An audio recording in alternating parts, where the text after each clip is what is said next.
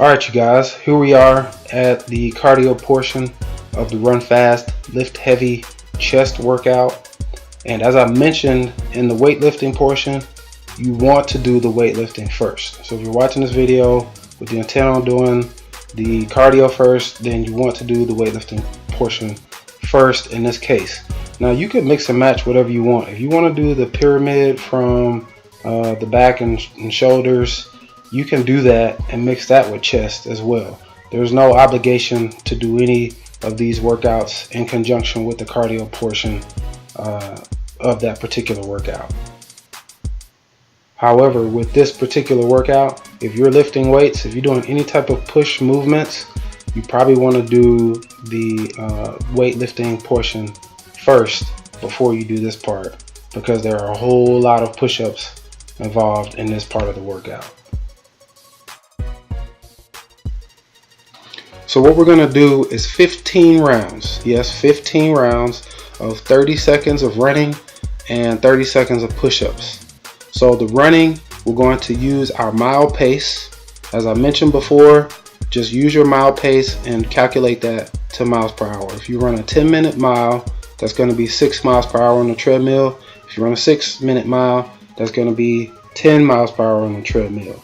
But you have to, anything in between there though, just use a pace calculator to determine what your maximum mile time is in miles per hour. And then you want to set the treadmill to that speed, and then you want to set the incline to 5 miles per hour.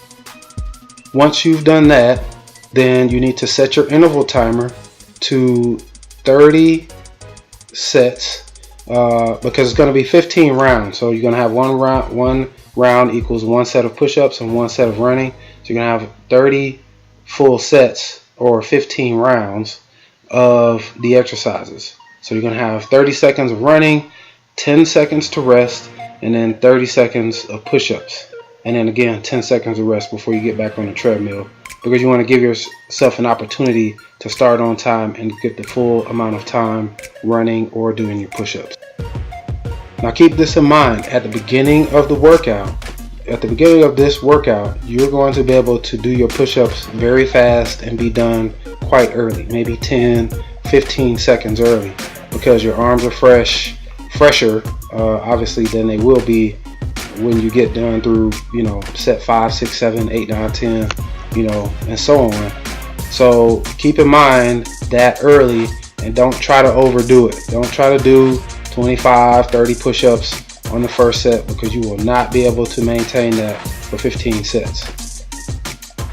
As far as what type of push-up you do, that really is up to you. You can do plank push-ups, you can do power push-ups, you can do wide push-ups, you can do diamond push-ups, you can do push-ups to downward dog.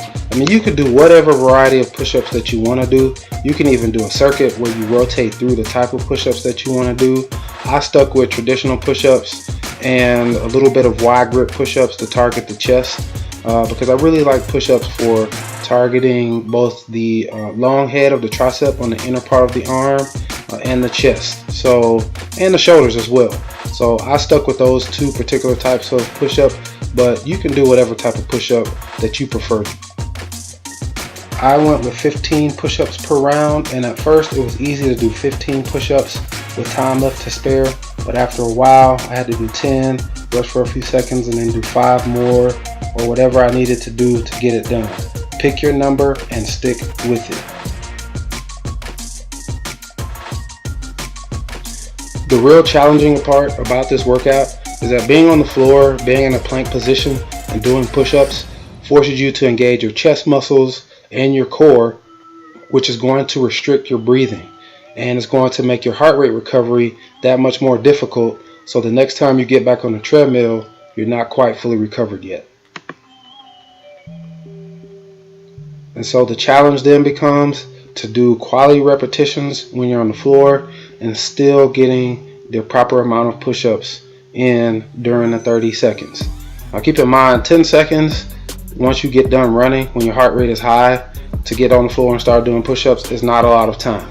So your transitions are going to have to be seamless. Make sure you're careful getting on and off the treadmill while it's moving. Notice I use my hands to make sure that I'm balanced and I locate where I'm going to place my foot when I'm jumping off the treadmill. But that 10 seconds, you get a chance to take maybe 2 or 3 breaths, and then you got to be ready to start those push-ups on time. If you procrastinate and you start your push-ups at 5 to 10 seconds into your push-up round, you're never going to be able to keep up if you set a high benchmark for push-ups to begin with. Okay, so now I'm going to fast forward here because I don't want to show you 20 minutes of the entirety of this particular workout. But this workout takes exactly that, right around 20 minutes. So if you get in, you can get this done and get out and leave with a good sweat and feel like you've challenged yourself. Now if you like to use the push-up bars or a mat or anything like that, feel free. If a lot of push-ups cause problems with your wrist or something like that, feel free to do that and modify as necessary. If you need to keep your knees down, that's fine as well, but be sure to keep your discipline and do not have your butt sticking straight up in the air. If you are doing modified push-ups, you need to make sure that your body is straight from your shoulders to the back of your knees. All right, your knees will be bent because your knees will be on the floor, but from the back of your knees up to your shoulders should be a straight line. Do not want to bend at the waist if you expect to really try to develop some strength in your arms and your shoulders and your chest to start burning some fat.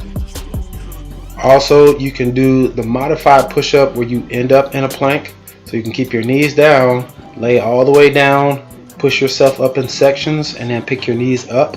You should easily be able to get 8 to 10 of those per 30-second round. Well, easily at first anyway. As the workout goes, it's going to be challenging, but ladies, I always encourage you to do it that way versus just the typical modified push-up, because you never develop the range of motion. If you're not going all the way down to where your chest and stomach are touching the ground, you're never going to develop the proper musculature that you need to develop to do real push-ups at some point, because obviously we're working towards being strong enough to do real push-ups. So what you want to do is lay yourself all the way down, and you'll see me do this at the end of a couple of sets where I just lay down on my stomach and then I just push myself up, and then I pick my knees up at the very end because I'm struggling to finish the repetitions.